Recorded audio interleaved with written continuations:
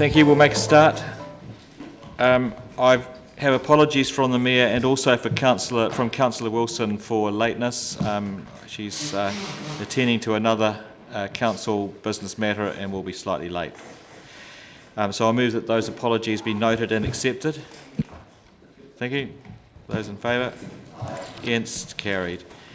Move the confirmation of the agenda. Do I have a seconder for that, please? Yeah. Thank you. Those in favour? Against? Carried. Usual draw your attention to any conflict of interest, and we'll move straight away to the financial result for the year ended 30th of June. Grant, there's been a number of questions foreshadowed in advance, but I think probably the most significant of them is related to the revaluations, and Grant will speak to those. Right, thank you, Richard. So effectively on an annual basis, on a regular basis, Council revalues a number of its assets. This includes on a monthly basis we revalue the Waipori Fund, which is where you get the mark-to-market gains or losses that we've had throughout the year, which is for this financial year shown a positive result. We also revalue at year-end our investment property portfolio, which in the current year has actually showed a loss or significant loss of in excess of $8 million. So that's one of the main reasons that were causing the drop in surplus for the year, which shows it. Sorry? Yeah, property. So it's the property revaluations that's impacted on the surplus for the year. As well as that, there's been the impairment of Dunedin Venues Management Limited, which was approved by Council in late June. So if you look at the result overall, the deficit for the year was just under 1.6 million. If you adjust for the fair value changes, which includes the impact from Waipori, property and Dunedin Venues Management Limited, it comes up, which shows a surplus of 3.5 million compared to a budget of just under $1 million. So the main council operating activities, we've still got a favourable variance of just under 2.6 million. So the key areas where those savings were made continue to be in interest expense, which was $3 million saving for the year, depreciation and mainly in asset maintenance costs. In addition, we got some additional revenue. Insurance proceeds was one of them. And then we've got some bequests as well, which is the other cause of favourable revenue. They were partially offset by higher staff costs, lower grants, mainly from NCTA around timing, and some higher consultancy costs, and lower than budgeted development contributions were less than budget. If you look at the overall picture for the debt level for Council, which is obviously a key number for Council, this was less than budget by 5.3 million, and that's even after we had allowed for the $30 million from DVML that wasn't budgeted for in this financial year. So if you're taking that out of the equation, we would have been $30 million less, at about 210 million, which is $11 million less than last year. So I think they're the key points. Grant, just when you make that fair value assumption to back those adjustments out, one of the ones that stays in there is the bequest to the art gallery, which is about, was it 800,000 over the, which is a significant sum of money, which is also in reality not really available for general purposes. And I wonder whether that, just as a, well, firstly just making that point, but secondly, is there some way that should be that kind of thing should be recognised generally, because it does distort an operating result in an unnatural way, and I just wonder if you've got any views about that. There's no way around that? It just has to be the way it is? Well, it has to be the way it is. Effectively, what you're talking about, those you can have tagged equity that you can use in future years, but the key thing there is then tracking it to make sure that it's been used for the purposes that the endowment's been given for. Right, I open up questions. Councillor Calvert. I'd like some context around the revaluation fair value description here. I take it that essentially Wall Street and who knows what else has been revalued in a significantly downward movement, and that our properties presumably aren't valued each year. I mean, some things are valued more often, but our properties wouldn't be valued as often. What I'd like is some sort of explanation as, did we believe what it was worth before? Why is it worth a significantly different amount now? Do we have any confidence in what it's worth now? Are there any other things that might be needing to be revalued that we'll have no confidence in? And the reason behind this is that we were absolutely assured that Wall Street was worth $32.5 million, which was incidentally how much it was worth to build previously, and we didn't have any problem with it. So I'm just wondering how we got it so wrong, or what the changes happened to get to where we are, and will it happen to the others? So where we're at basically is that this year we've had a very robust process around the valuation, and we believe that the numbers are sound. The valuation as at 30th of June last year was $35.5 million. The current valuation at 30th of June this year is shown at 29.5. So in addition to that, you actually then have to add on the additional work that has been included for the fish and pike development. So that's the main reason for the drop. I guess what I'd say is that we're trying to bring more rigour to all the valuations that Council's incurring, so that we're getting a more accurate picture of the outcome. So do we have the things that haven't yet had the rigour applied? Are there other things which may also plummet in the evaluation when we have a proper rigorous look at them? And do we have confidence now about that figure? Well, valuation is always at a point in time, and it's always based on a willing seller and a willing buyer assumption. So if you're not in that situation, any value could change significantly. We are methodically working through all the valuations for major pieces of property, plant and equipment for Council. That will take some time. We've done a fair bit in this last financial year, and the vast majority of the land and building assets are now completed. So, Gavin, do you want to comment, or Kevin? So basically, what we're talking about here particularly is the investment properties. So we engaged a firm out of Auckland. Is it JLL? It seems the documentation we got back from these guys was 60 pages per property. So there was obviously a reasonably robust process that they've gone through. So it's what the market is effectively. In terms of the other property, I mean, the property valuation in relation to our core assets is basically doesn't go through the P&L because it's not an investment property. It goes through a revaluation reserve. So effectively what we've done this year is that previously all our properties were valued by the individual departments, particularly the buildings. So what we've tried to do this year is pull all those together into one portfolio and get them valued on a consistent basis, so that then it means it's going to be consistent going forward, as opposed to having different companies and different processes around the valuation. And obviously we'll refine that as we go along. Obviously this is the first year we did it, and there was a few hiccups, but it's pretty much done now, and it's reasonably robust, and it provides us something for going forward. But in terms of the valuations previously on the investment properties, I mean, the big one is Wall Street at 8.3 million. The others, it's minor adjustments, plus and minus 200,000 on a couple of properties in Parry Street. And we have a property in Wellington that's gone up by $300,000. The Auckland one's only gone up by $100,000, which is interesting. So that means that obviously the valuation in that market was robust previously, and it may have been that, was it done by the same company? Yes. Yeah. Yeah. So we're feeling much more confident. Not that we had any... Well, I would have been less confident if it had gone up to $40 million. Not that we had any public lack of confidence in the first place, but that we're really confident that they're robust now. So the comment I'd say is that we've gone through a robust process which should give us a robust result, and this is the reflection of it, unfortunately.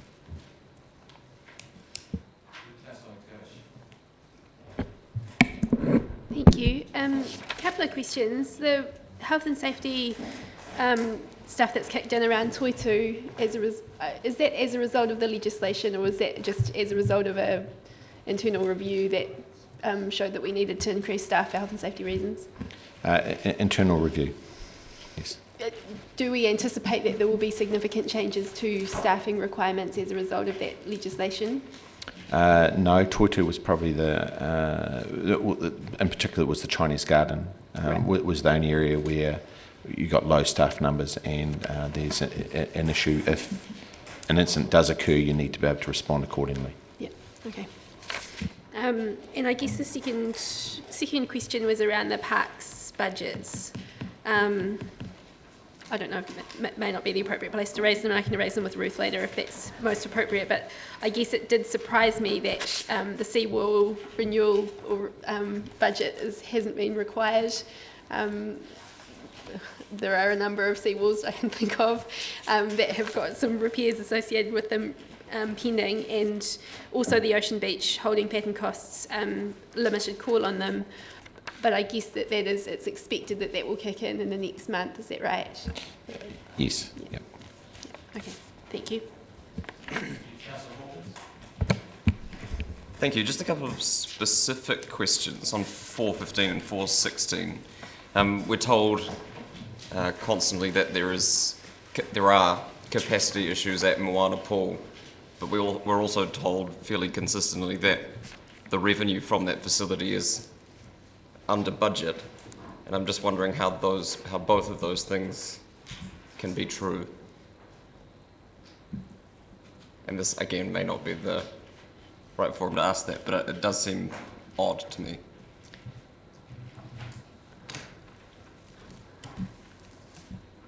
I'm not sure I can answer that straight off.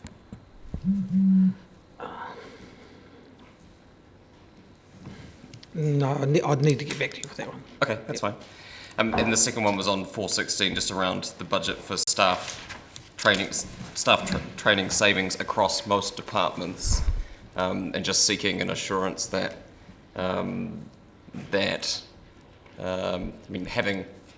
the best trained staff is obviously advantageous to the organisation, and is also useful in terms of, or offering professional development is useful in retaining staff. That is due to, say, lack of training options being made available, rather than that money. I mean, is that money being withheld to reduce the size of that budget, and what effect is that having on staff training generally? Well, staff training, there's a variety of reasons why that budget tends to be underspent. One is the availability of appropriate courses, particularly in the city. Also, it needs to be looked at in the total context of what the person's professional development is, because whether they actually need some additional training or not. So it's not just one factor. The other issue that we do have at the moment is also on workload, because it's often very difficult to actually say, yes, we need to send you somewhere, and then take 2 days out of the office, which can be problematic. Okay, thanks.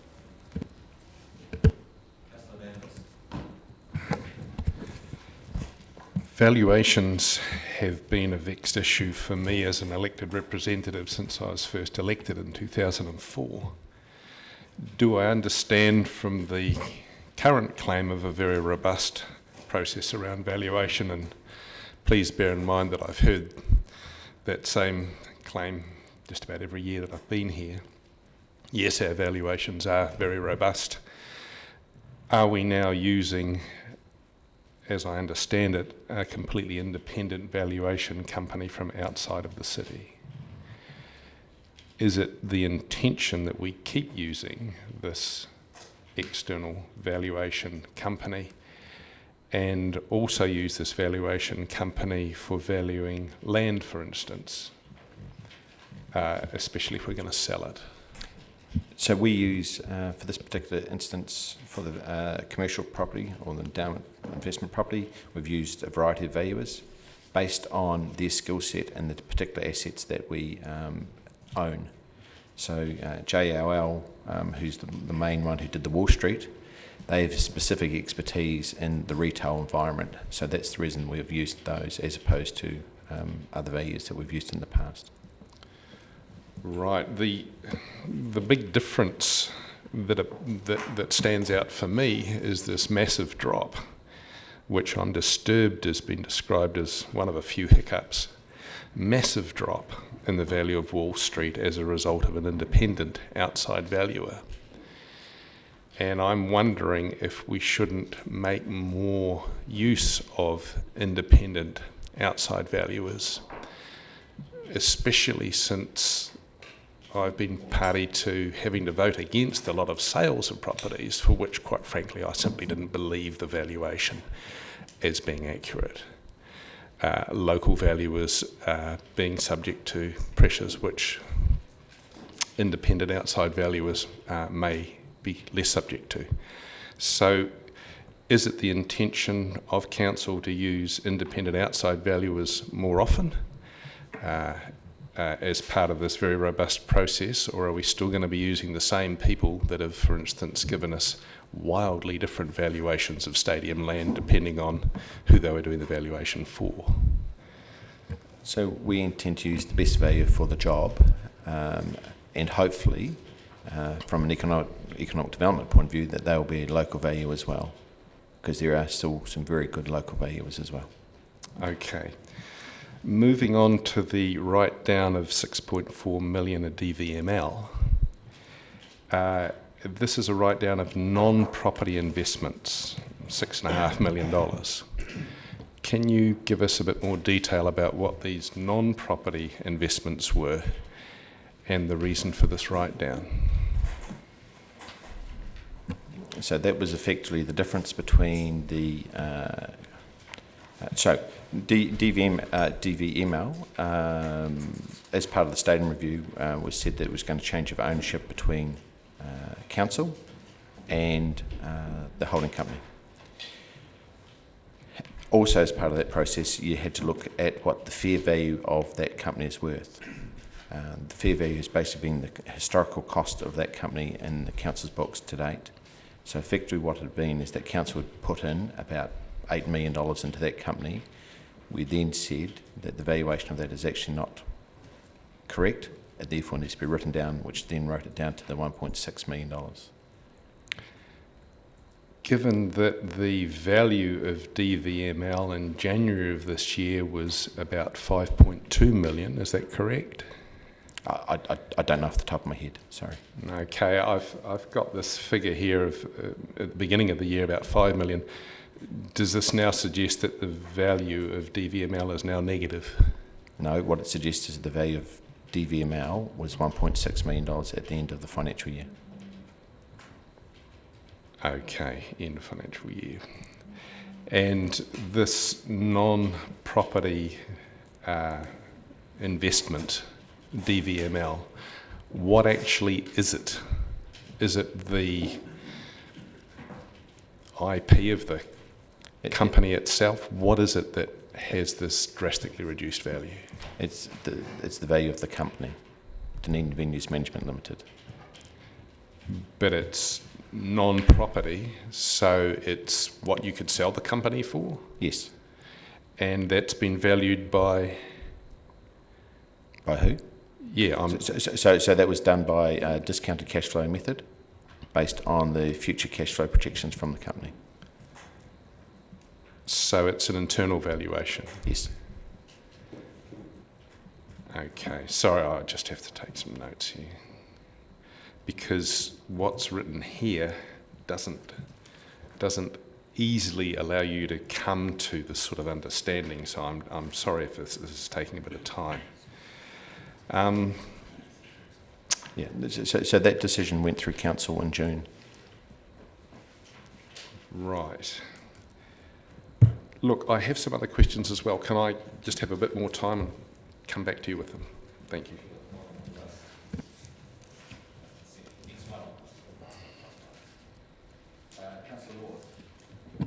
Yeah, look, my question, I'm not sure who to address it to, but I'm just looking on page 4.2. We've got there a loss on the disposal of a property held for resale at Dukes Road, 677k.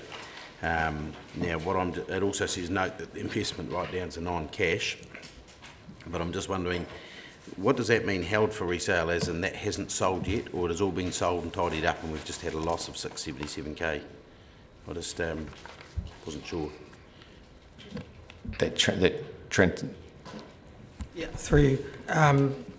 It was held for resale means we carried it on our books rather than as a fixed asset. Can I just check, is this the 91 Dukes Road we're talking about? The property we bought back? Yes, I think so, yes. Yep. So it was held on our accounts as an item that we acquired with the intention of resale rather than with the intention of holding on to it. So it wasn't regarded as a fixed asset as such. So it's almost like an inventory. That's what it means by when it says. Yep. So does that mean it's all sold now? Sorry, does that mean it's all sold now and we lost that much money on it? Yes, I believe it's all sold, yes. And we lost that much money on it? Is it? This is another book. I don't think this is 91, is it? Yeah.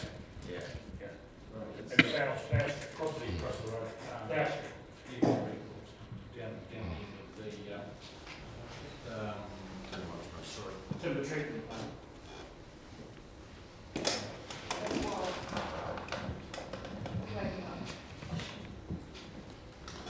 All right, it's like you're going here. That relates to the property that was purchased on the, if you're heading north-south on the left-hand side of Dukes Road, to do with the plan change. And this was a residual transaction, so the loss on sale of asset came through at the end, or at the beginning of financial year 14-15. So it happened back in July, August, past financial year. The previous parts of the transaction took place prior to that, so it was a residual part of that transaction tidying up 9B. So sorry, if you're heading north, it's on the left-hand side? No, if you're heading north, it's on the right-hand side. Oh, yeah. Is that near Cairncross Street or something?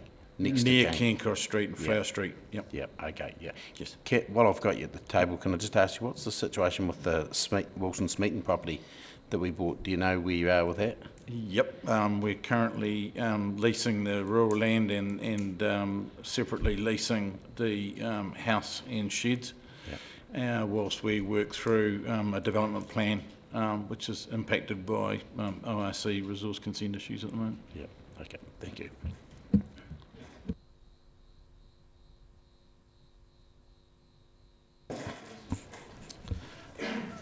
Just following up on sale of assets, on 4.8, we have we're 2,226,000 under budget. Will this be added to the 15-16 budget? Are we still selling these assets? so effectively that was the sale of the properties to fund the Fisher and Paykel development, and they're in the process of being put on the market shortly. Okay. On page 412, Dunedin marketing budget of 104,000, and the spend was 33,000. Probably better to go to ED, but.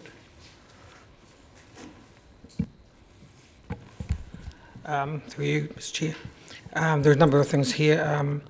There were some initiatives, I think, that are still being developed in terms of some of the expenditure. It hasn't happened yet. Also, in the previous year's budget, we had an allowance for some governance budgets, which has never eventuated for this activity. So there was a saving there as well.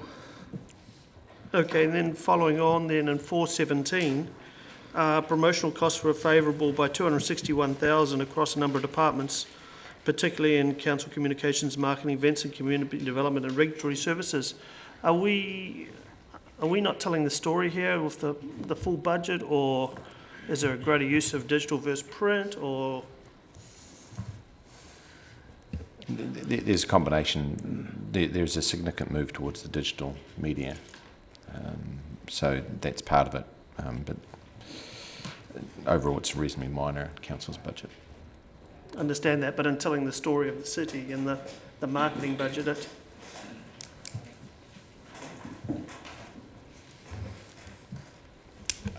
well, if you actually look at my budget, the marketing side of it, we were underspent 77,000 in the marketing area, but overall, council communications and marketing was actually 43k overspent. So we actually have spent, the due money. So the money that you're looking at there, the 261, is not actually CCM's money budget in total. It's across departments. And some of the issue with the 77,000k is actually with regulatory advertising. And when we have, say, fewer resource consents or we have fewer notices, we have money allocated to that, not for city promotion, but actually just for the regulatory advertising. That was down this year. So, again, that's part of the saving. good answer. Thank you. On 416, asset and operations and maintenance costs, there's a number there. There was water and waste, 438, property building, 390, favourable. Are we deferring a number of works here, or just seems... In the water and waste area, there certainly was a little bit of deferred maintenance, particularly around the gas engine at Green Island, which had been budgeted to be done prior to the end of the year, and which hasn't happened yet, and that was, from memory, quite a significant budget. In terms of water waste, there was also a number of, in the network area, while the contract with City Care was still being sort of ironed out, there was quite some functions that hadn't actually happened as quickly as they would have, plus also the previous winter saw a lesser requirement than expected in terms of some of the maintenance costs. So there was a number of factors that fed into giving us that favourable variance over the year. But yes, there was some deferred maintenance. But we're not deferring maintenance just to make sure we stay under budget. We're actually doing maintenance for the sake of doing maintenance. Yes. Okay, just checking. And then on 419, just looking at business information services, I just note this in a couple places, and then also on 424. I guess I don't quite have my head around this one, but obviously the restructure and things like that. Is this, are we, again, is there money being deferred here? Is it going to go to consultants? Is it personnel costs, So effectively what you've got is some capital expenditure that's been carried forward to the current financial year, basically due to the timings of the projects and a reprioritisation of what projects need to be carried out. We have made an allowance in this year's financials for there to be for the costs associated with the restructure. So as the restructure was announced before the financial year, we can actually accrue that into that financial year. So that's where the other big variances. Okay, I just note on the on 424, significant expenditure was incurred with external contractors engaged to support the infrastructure as a service program and ICT transition. So are we going to more consultants? So we have outsourced our main infrastructure to an external third party.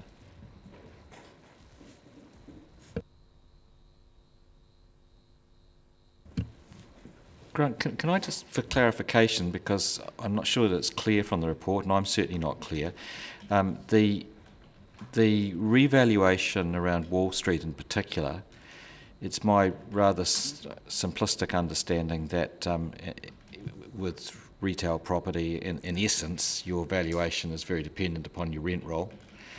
And it's not clear to me whether the revaluation is a result of changed circumstances in terms of a lower set of rentals now being achieved on leases being renewed, which might reflect a change in retail environment, versus a wrong valuation that might have existed previously. So I'm unclear as the insinuation, I think, is that the valuation has been wrong. I'm in no position to say whether that's the case or not, but I wonder, does the valuation give some indication as to whether an earlier valuation was wrong, or was it based on a higher set of rental returns that are now not being achieved by new tenants or changes in tenancy arrangements? I think that's quite an important distinction, and it's not clear in the paper. So there's a combination of things. I'll talk generally, and then I'll hand it over to Kevin, who's the expert.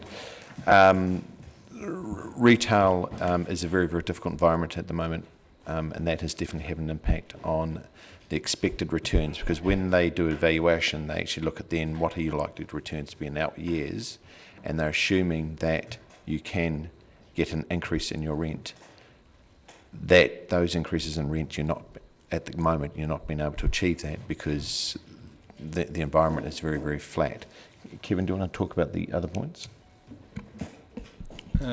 Part of the valuation took into account also prospects for the property. So retail doesn't just value on the basis of pure rent roll. There's available street frontage, window space, volume of traffic through the mall. Those are some of the factors that are taken into it. It's not as dead simple as a nice pure industrial warehouse, which is much nicer to own and easy to manage, but so that's a little more complicated.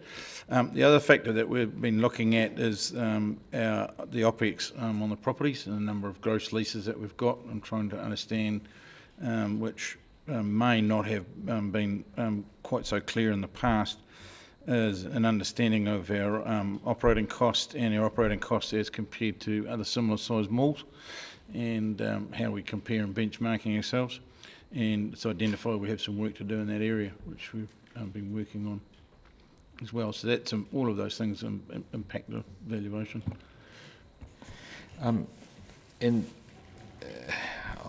don't think I'm conflicted here because we're not being asked to make a decision, but so my question is partly as a tenant of a neighbouring mall, where we have essentially in the public's mind 3 separately owned premises that in the public's mind act as one premise, but doors come down between them at different times of the day.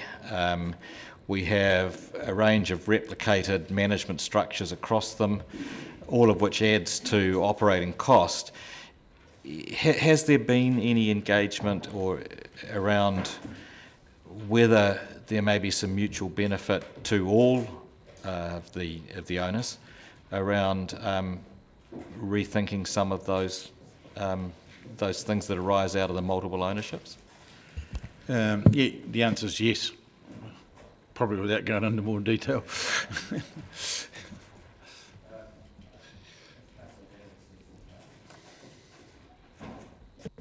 Sorry, I was reading. Is it my turn, is it? Great, thank you. The new valuation for Wall Street, if we were to look at a sale of Wall Street, and a sale has been mooted almost every year since it was built. In fact, one of the reasons for building it was that it would be a good use of our land and it would add to DCC coffers to develop it and then sell it. This selling of this asset seems to have always sort of slipped back. I'm wondering if this new valuation that we have, albeit a lower valuation, would have the positive of being a credible valuation should we decide that it might be something that we need to sell. Give me the curly question. Conversations with the valuers, who, as we explained, are prominent in that marketplace, suggest that, irrespective of the valuation, there are buyers for a mall of that type and size. And And if you link it to Councillor Thompson's question, then it's likely that a combined complex could be sold. So the city could attempt to sell it on its own and do so successfully. My understanding from the valuers is that we continue the work that we're doing to improve the value through the management we're doing at the moment, and that's possible. It is possible to uplift the value by improving rental and lowering costs, and it's possible to do that even in today's market. And then we would come to council with an appropriate recommendation as to sell or hold. Okay, so if I understand you correctly, you're open to someone coming with a potential offer to buy it, but you feel that there's still some development work that you could do to actually make it more attractive to buyers. In management as opposed to more capital expense, yes. Great, okay. Thank you very much. That completely answers Can my I question add on in there, that's part of the work that's been done, where a paper's coming back to council later in the year looking at the assets that the council does hold, so whether it's via Dunedin City Holdings Limited or the Waipori or the investment fund, that's going to come back later in the year. So this will be part of that. Okay. On the budgeted sale of assets list, it shows a budget of 2.249 million and an actual of 0.22, which is a $2 million difference.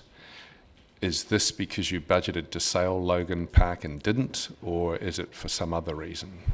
No, that is for, as I answered Councillor Wiley, that's for the sales of the properties to fund the Fisher and Paykel development, which haven't occurred yet. Sorry, which sales are these? The sales to fund the Fisher and Paykel development. There's a number of properties that... Okay, all right. So are those still likely to happen? Yes. Okay, so shortly. It's a timing thing. All right, sorry about that. The debt to be repaid on 410, there's no debt to be repaid currently, but there's some pretty large and exponentially increasing numbers to be paid over the next 1, 2, 3, 5 and 5 years plus. The overall debt situation, we've got a complicating factor with the 30 million debt that we've taken over from DVML. But is it the case that debt was about 222 million 12 months ago, and that it's now 240? Just looking at...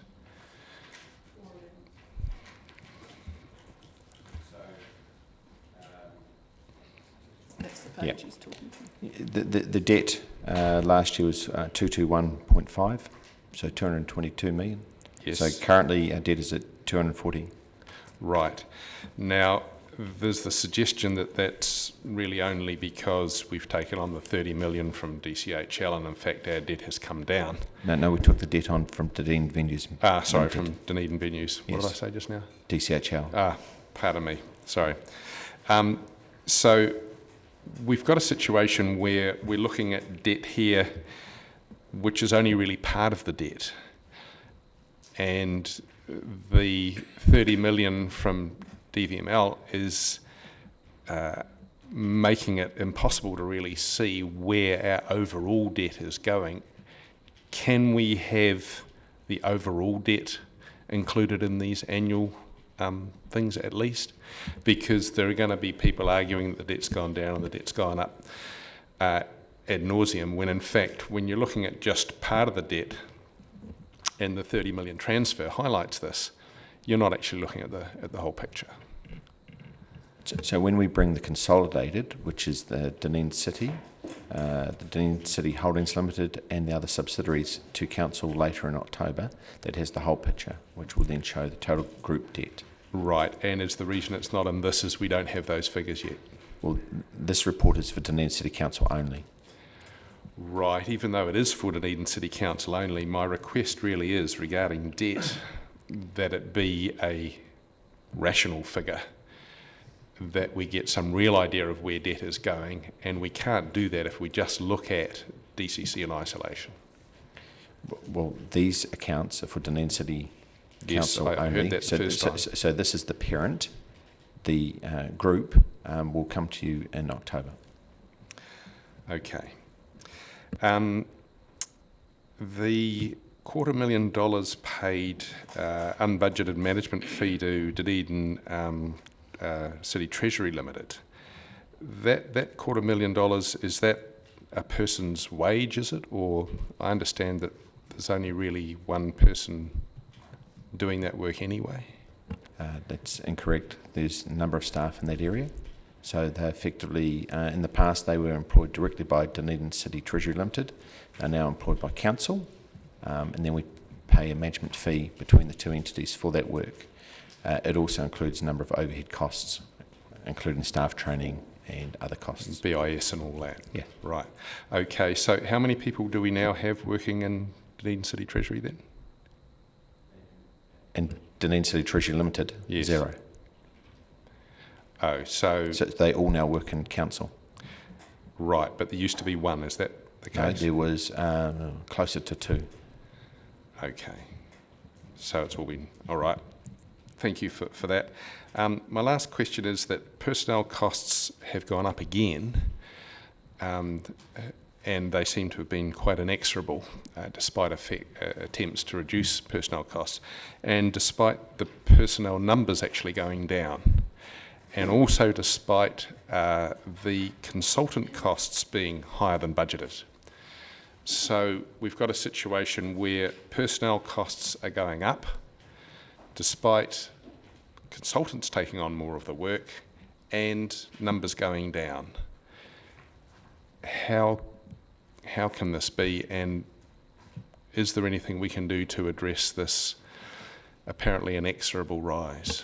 So first of all, you'd need to look at what work the consultants were doing. So for instance, in the last financial year, we had a significant increase in costs for consultants due to the city fleet investigation. There's So $250,000 there. which is a one-off event, and hopefully, touch wood, we don't have that happen again. Staff numbers overall, I think you'll find a slightly increased for the year, and a number of the reasons for that is due to the fact that we actually have brought positions into council that were in the past or outside. So Dunedin City Treasury that you've just spoken about is a very good example of that. Oh, sorry, the Chief Executive said that staff numbers were going down the last time we spoke. Are you saying they're actually going up again? So the year-end results will show a small increase. Okay. Yes. So in addition, there's also been some one-off costs in the year. So making allowance for restructure costs for business information systems has been brought into these accounts, which has shown your wage costs go up. And those one-off costs are going to be similar next year, but budgeted this time? Is that what you're saying? Well, hopefully they won't be one-off. If they're one-off, they shouldn't be budgeted for, because they should be extraordinary, effectively. Ah, all right. Thank you.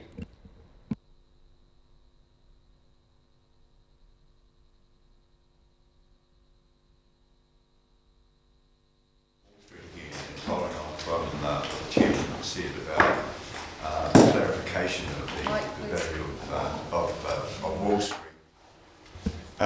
Would it be fair to say that you could, and this is not going to clarify the issue, but it might be, well, it might to some degree, that you could have a number of values, like you could have 3 values in my view, and they could all be right.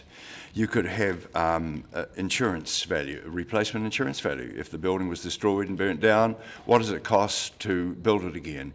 And that would be the highest value, I should imagine.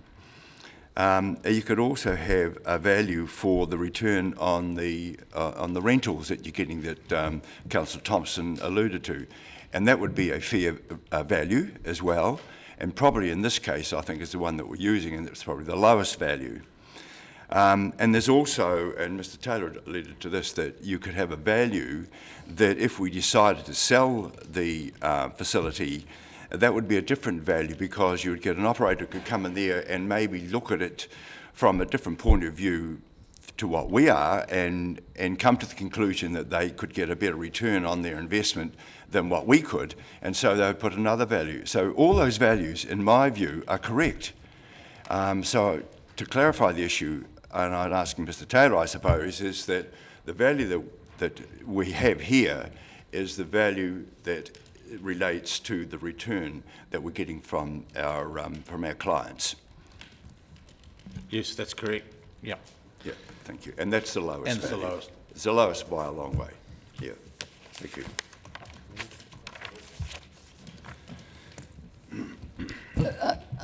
I'm slightly concerned about the discussion on Wall Street and taking into account the comments just made. But I suppose my concern is that we don't actually have a bottom line, which is a loss figure in here, and that is actually what probably concerns me most, is whether we're covering costs. I mean, we hear every time we get one of these reports why poor has gone up or down and variance, but it's actually understanding at what point we're actually losing.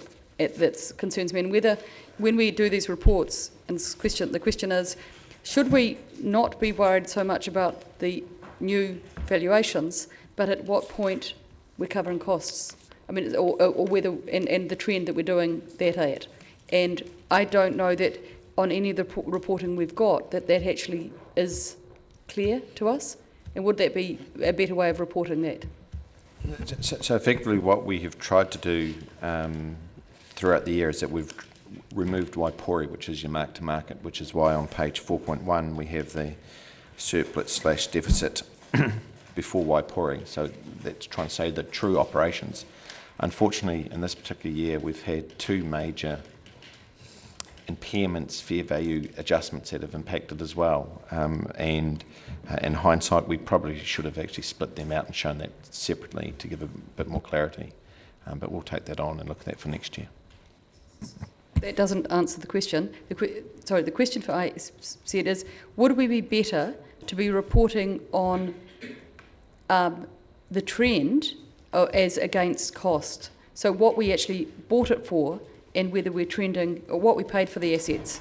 Because that seems to me to be the real issue here. I mean, sometimes we will get a loss, and there's some really good reasons why occasionally we've invested in things that will be a short-term loss but a long-term gain, and we've talked about Duke's Road as potential there, or just doing what's right sometimes is the answer. But I'm just concerned that we're reporting on a line that's moving. Yeah, unfortunately, the accounting standards and business, that's what happens. Okay. Can I just respond too? I think it's an important question because essentially council rates on the basis of cash flow, so in essence we rated for X million and we spent approximately X million minus 3. So we actually ended up, which is why we had an underspend for the year. The adjustments here are non-cash adjustments. Now, it's not saying they're unreal as a result of that, but they're no cash left the building, but some value did. That's the distinction, I think, that's important. Yeah. Are there any other questions? Oh, sorry, Councillor Calvert, you did. Just a wee question for Kevin. I think we were told earlier when we received the previous valuation on Wall Street that it was fully tenanted, 100% occupancy, I think we were told. I'm intrigued about how you're going to add value to it. There's a number of ways. First one, the mall currently isn't 100% occupied. The second is adjusting rentals in line with the contracts that exist in the mall, and making sure that rent reviews are, attended to assiduously. And the third one is managing costs, operating costs in it.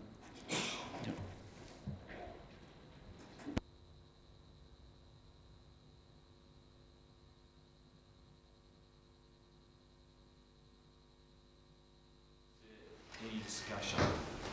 Councillor Vanderwas.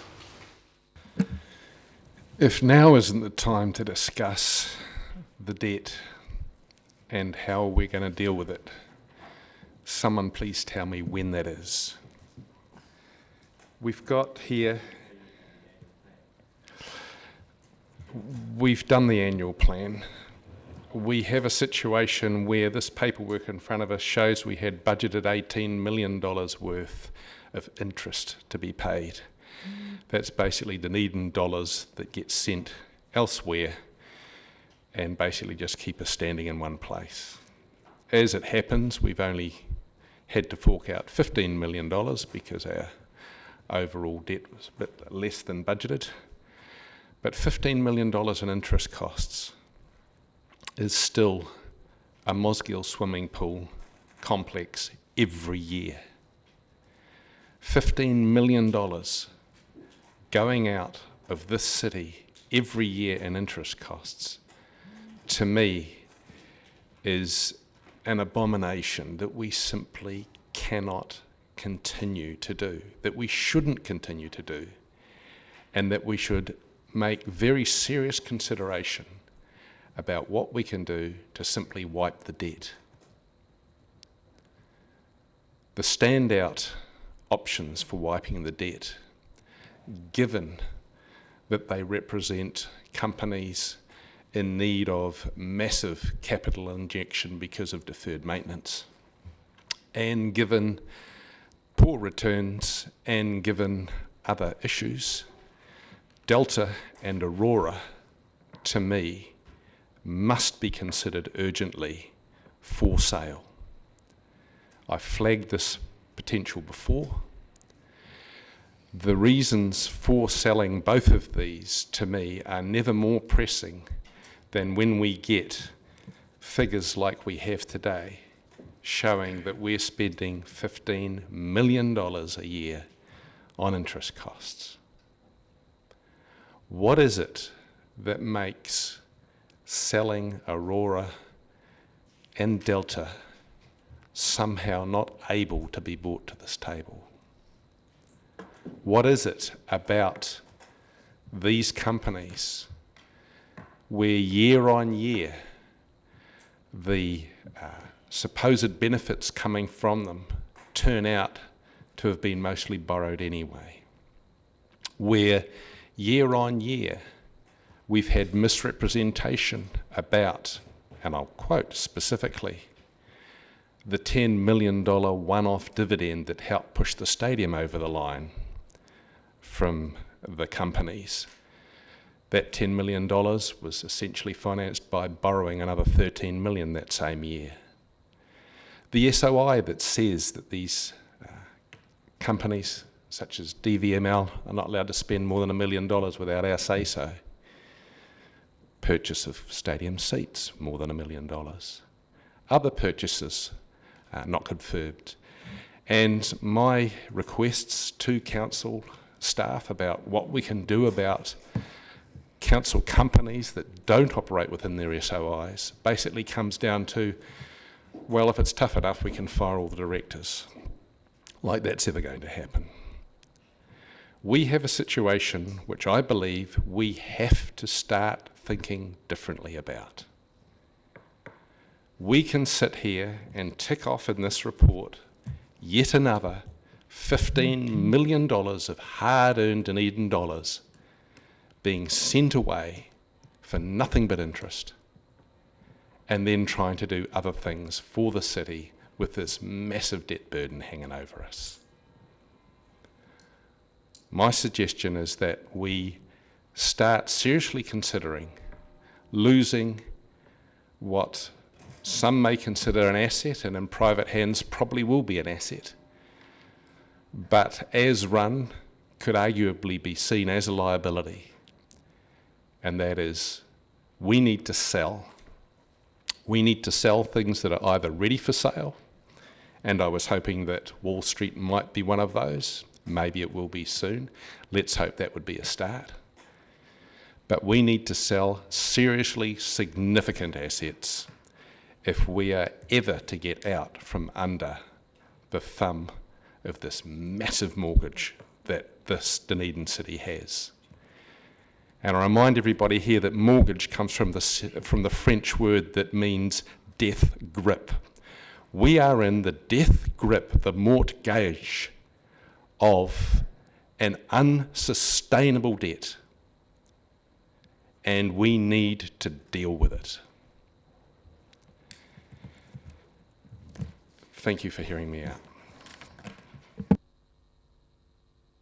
I didn't realise it was open season, but anyway, if I can recall, the only councillor around the table that voted against the annual plan and the 10-year plan, which states a significant reduction in debt over the next 10 years. The only councillor around the table that didn't agree to reduce our debt over the next 10 years is Councillor Vandervis. So I found it a little bit ironic. Maybe Councillor Calvert.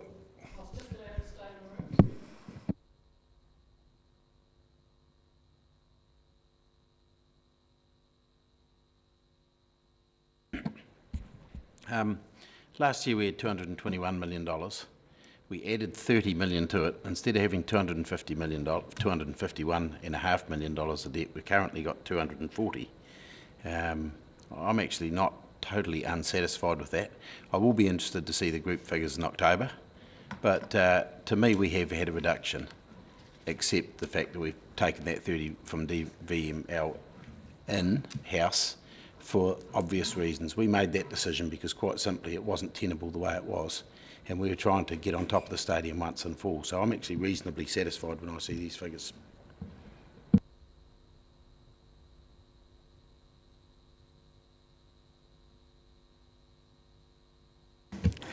Thank you. I'll put the motion. Those in favour? Against? Carried. Thank you. If I could just, if there's any agenda items for consideration? No? Thank you. There being none, I will move that the meeting closes. Thank you.